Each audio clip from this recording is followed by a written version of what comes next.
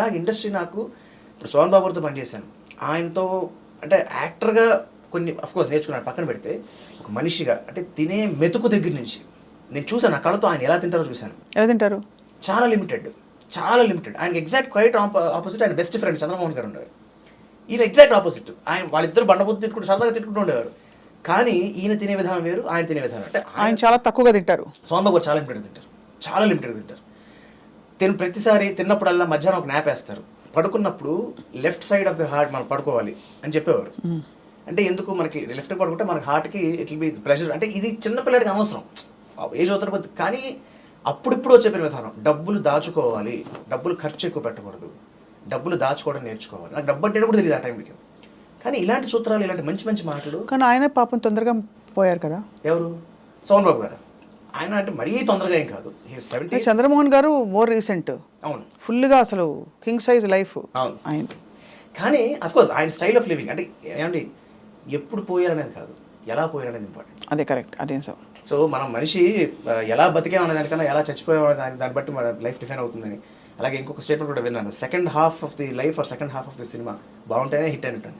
అవును. సో అలాగా that and discipline చూడండి. ఒక్కసారి మేకప్ అలవాటైన వాడు మళ్ళీ మేకప్ వేసుకోకుండా ఉండడం చాలా కష్టం, చాలా కష్టం ఆగుతూ ఉంటుంది. నిర్ధారించుకున్నాడు ఆయన, భీష్మించి కూర్చున్నాడు, నేను వేసుకోను, మేకప్ వేసుకోలేదు, కంఫర్ట్నే వేసుకోలేదు. ఇలాంటి చాలా చాలా విషయాలు. సో అందుకనే ఆయన సోహన్ బాబు దగ్గర ఏమనుకుంటే, తినే మెతుకు నుంచి బతికే బతుకు దాకా బ్యూటిఫుల్ ఆయన దగ్గర నేర్చుకోవచ్చు మనం. పెద్ద పెద్ద వాళ్ళ దగ్గర, వాళ్ళ సాంగత్యంలో బోల్డ్ విషయాలు మీరు చిన్నప్పుడే నేర్చేసుకున్నారు. It's a blessing again. అలాగే అక్కినే నాగేశ్వరరావు గారు, బాలు గారు, అంటే వీళ్ళందరినీ దగ్గర నుంచి చూడడం వల్ల ప్రొఫెషనల్గా వాళ్ళు మేబీ వాళ్ళొక శిఖరాలు, బట్ పర్సనల్గా కూడా వాళ్ళు ఏంటి అనేది అది that is what you know I got inspired a lot. అన్నయ్యతో ఇంత క్లోజ్ కదా మీరు, మీ ఇద్దరి మధ్య ఎప్పుడు ఒక పోటీతత్వం, ఒక హెల్దీ కాంపిటీషన్ అయినా వస్తుందా? అంటే గమ్మత్ ఏంటంటే, నేను ఒక 33 ఏళ్ళగా యాక్ట్ చేస్తున్నాను, అన్నయ్య 34 ఏళ్ళగా యాక్ట్ చేస్తున్నాడు. మేము ఇద్దరం కలిసి ఇప్పటిదాకా యాక్ట్ చేయలేదు. ఇప్పుడు ఒకదానిలో యాక్ట్ చేశారు కదా, లేదా? లేదు, చేయలేదు అస్సలు చేయలేదు. అది అది అదే చెప్తున్నా కదా, ఎవరికి ఎందుకు తట్టలేదో తెలియదు. అంటే నేను సినిమాలు చేసిన మధ్యలో టీవీలో కూడా వచ్చాను, అన్నయ్య టీవీలో సినిమాలో కూడా వచ్చాడు, అందుకనే అడుగుతున్నాను ఎక్కడ అసలు. కానీ ఇద్దరు కలిసి ఇప్పటిదాకా చేయలేదు. కాకపోతే ఎస్ వి డిస్కస్ అలాట్ ఖచ్చితంగా రిగార్డింగ్. అంటే నేను యూజువల్లీ టీవీ తక్కువ చూడడం, కాకపోతే అన్న ఏం చేస్తాడంటే చెప్తాడు, రే ఇవాళ ఎపిసోడ్ చూడరా బాగుంటుంది, మంచి సీన్ వచ్చింది అని చెప్పి. అలాగే నావేమైనా ఉన్నప్పుడు, ఏదైనా షోకి వెళ్ళినప్పుడు, ఏమైనా చేసినప్పుడు, అన్నయ్య చూడరా ఒకసారి ఎలా ఉంది చెప్పు అని చెప్పి వీ కీప్ డిస్కసింగ్. బాగుంది, ఇది బాగాలేదు, ఇది చిరంజీవి గారు ఎందుకు చేసావు నువ్వు అంటే ఆయన ఇన్ఫ్లుయెన్స్ కొంచెం ఉంటుంది. అవును, చాలా మందికి ఉంటుంది. అంటే మా జనరేషన్ వాళ్ళందరికీ కూడా ఆయన చూస్తూ పెరిగిన వాళ్ళకి తెలియకుండా ఎక్కడో డ్యాన్స్ చేస్తున్నప్పుడు, డైలాగ్ చెప్తున్నప్పుడు తెలియకుండా చిన్న ఆ బాడీ లాంగ్వేజ్ వచ్చేస్తుంటాయి. అవును, అరే ఎందుకురా మళ్ళీ చిరంజీవి గారిని తిప్పుతున్నాం మళ్ళీ అని మేము అనుకుంటూ ఉంటాం. అలాగే భావన నిర్మమాటంగా చెప్పుకుంటాం. That's always there. So that bonding is always continuing కదా. అన్నయ్య ఇంత మేజర్ రోల్ ప్లే చేశారు మీ లైఫ్లో. అన్నయ్య ఒక ఇంటర్వ్యూలో చెప్పగానే, అఫ్కోర్స్ నాకు కౌశిక్ బాగా అంటే more than anything is like మా ఇంట్లో పిల్లాడిలాగా ఆల్మోస్ట్. బట్ అయినా కూడా ఆ ఒక ఇంటర్వ్యూలో నేను చూసి సర్ప్రైజ్ అయింది, అన్నయ్య వెంట జైల్. అప్పుడు మీరు చాలా కూలిపోయి ఉంటారు కదా, అన్నయ్య చెప్పారు ఇది మొత్తం. తను బాగా కొట్టుకుపోయి ఉంటారు కదా, మీరు కుమిలిపోయి ఉంటారు చాలా. ఎందుకంటే మాకు అసలు ఎప్పుడు తెలియాలంటే అదే మనకు అసలు. అంటే నా దృష్టిలో ఏంటంటే అన్నయ్య ఇస్ వెరీ భోళా. అన్నయ్య నా బయటికి అంత హడావిడిగా ఇదిగా కనిపిస్తారు, కానీ లోపల చాలా అమ్మాయికుడు. నా దృష్టిలో అంటే మా కోర్ తెలుసు కాబట్టి ఎక్కువ ఆలోచించాడు. ఆ టక్కన టైం రియాక్ట్ అయిపోయేది రాయి వేస్తాడు. సో కొన్ని ఒక స్పర్ ఆఫ్ మూమెంట్లో కూడా చేసి చిన్న చిన్న మిస్టేక్స్ అంత దారి అఫ్కోర్స్ భగవంతుడు పెద్దమే ఇదేమి కాంప్లికేట్ ఎక్కువ అవ్వలేదు, కానీ బట్ అలా వెళ్ళాడు అన్నది కూడా మాకు పెద్ద షాకే.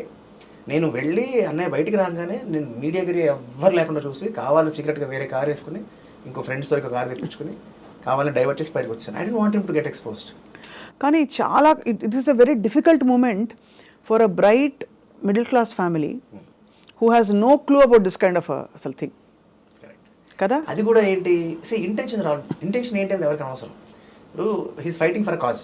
ఏంటి డబ్బింగ్ ఎక్కువ అయిపోతే కనుక మన ఒరిజినల్ టాలెంట్కి మనకు అవకాశాలు తగ్గిపోతాయి అనేది. అవును, అదే కదా. ఇంటెన్షన్ మంచిది, కానీ ఎక్స్ప్రెషన్ రాయవేయడం తప్పే కదా. సో తప్పు అన్న దాని గురించి డిబేట్ చేయకూడదు. మా అన్నయ్య చేసింది కరెక్టే, రాయి వేసిన పర్వాలేదు అని అతను అనకూడదు, నేను అనకూడదు. ఏదేమైనా అంటే అవన్నీ మర్చిపోయి ఇప్పుడు అందులోంచి బయటకు వచ్చేసి చాలా హ్యాపీగా అన్నీ సెటిల్ అయిపోయాయి. బట్ ఆ టైంలో ఐ వాజ్ వండరింగ్, ఇప్పుడు ఎంత ఇన్సెక్యూర్గా ఉంటుంది లోపల చిన్న తమ్ముడికి. నాకు అమ్మకి అమ్మయ్యో అమ్మ చాలా అడిగిపోయాడు. కానీ మా ఇంట్లో ఒక స్థితప్రజ్ఞత అనే దానికి డెఫినేషన్ మా నాన్నగారు. I have seen him in కొండంత అండ.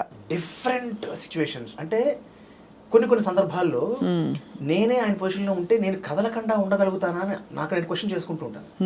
అది చాలా సందర్భాల్లో అంటే అంటే నేను మా నాన్నగారి గురించి చెప్తున్నాను కాబట్టి పొగుడుతున్నాను చెప్పట్లేదు, కానీ సమ్ క్వాలిటీస్ రాముడిలో కొన్ని లక్షణాలు ఉంటాయి.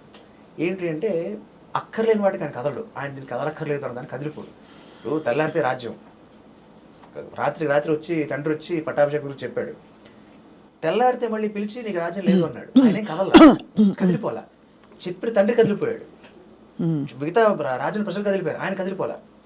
సో ఆయన ఏమనుకున్నాడు, ఒకటే నా కోటి మా తమ్ముడు కోటి ఉంటే నా రాజ్యం ఒకటి అని అంతీసగా తీసుకోగలిగాడు. అంటే ప్రతి విషయంలోనూ ఒక పాజిటివ్ సైడ్ ఉంటుంది. అవును, అది ఆలోచించగలిగితే నెగిటివ్ వైపు మనం ఎక్కువ వెళ్ళాం కరెక్ట్ అన్న అంశాన్ని నేను మా నాన్నగారి దగ్గర చాలా చూశాను, చాలా నేర్చుకున్నాను. అందుకనే అంటే నాలో కాస్త కూస్త మంచిగా అనిపిస్తున్నాయంటే ఇట్స్ రిఫ్లెక్షన్ ఆఫ్ దేర్స్. చాలా ఐ మీన్ చాలా very very beautiful family Aditya మీరు, నిజంగా నేను చూశాను. మీ పెళ్ళిళ్ళు అయింది?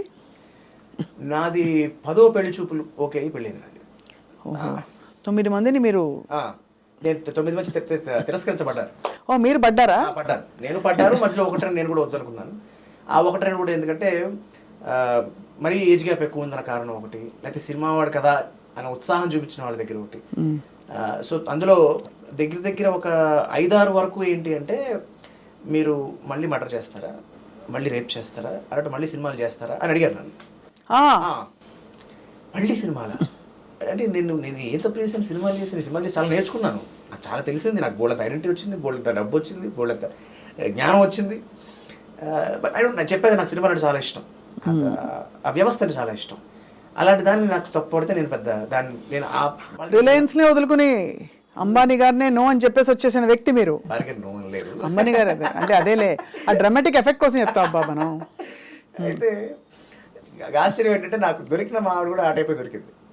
ఎందుకంటే 10వ పెళ్లి చూపులు అయితే తను యూజువల్ నాకు అలవాటు అయిపోయింది. ఇప్పుడు నేను పెళ్లి ముందర ఫోన్లో మాట్లాడుకుంటాగా, ఆ మాటలు ఈ మాటలు అయిపోయాక నేను అడిగాను, ఏమంటే ఒక సినిమా యాక్టర్ని చేసుకుందాం అనుకుంటున్నాను, మరి మీకేమీ ఇబ్బంది లేదా? వాళ్ళకి అసలు సినిమా సంబంధం లేదు, మా అత్తగారు మామగారు కానీ మా వైఫ్ కానీ ఎవరికి జీరో. వైజాగ్ అంటే తను అప్పటికి ఉద్యోగం చేస్తుంది, యాక్సిడెంట్లో వర్క్ చేస్తుంది. అంటే ఎందుకండి అంటే భయం అంటే ఏమిటి మీ ఉద్దేశంలో?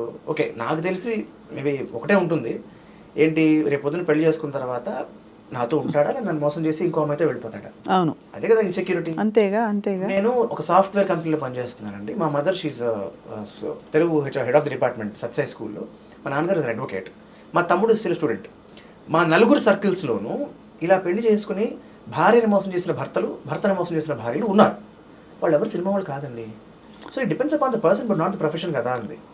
అనగానే అక్కడ మోగింది గంట, టంగ్ అని మోగింది. ఎస్ మయ్యా, ఇన్నాళ్ళకి నన్నుగా అర్థం చేసుకోగలిగే మా బావ ఒకడు ఉన్నాడు, మా మేనబావ ఒక అబ్బాయి అనమాట. Is very close friend of my. వాడి మీద జోక్ వేస్తుంటాడు, బావ నీకు చాలా ట్రెడిషనల్లీ మోడర్న్ అమ్మాయి, మోడర్న్లీ ట్రెడిషనల్ అమ్మాయి కావాలని అని చెప్పి. అదేమిట్రా అంటే నీ ఆలోచనలన్నీ చాలా ట్రెడిషనల్గా ఉంటాయి, నువ్వు ఉండడం మాత్రం చాలా మోడర్న్గా ఉంటావు నువ్వు.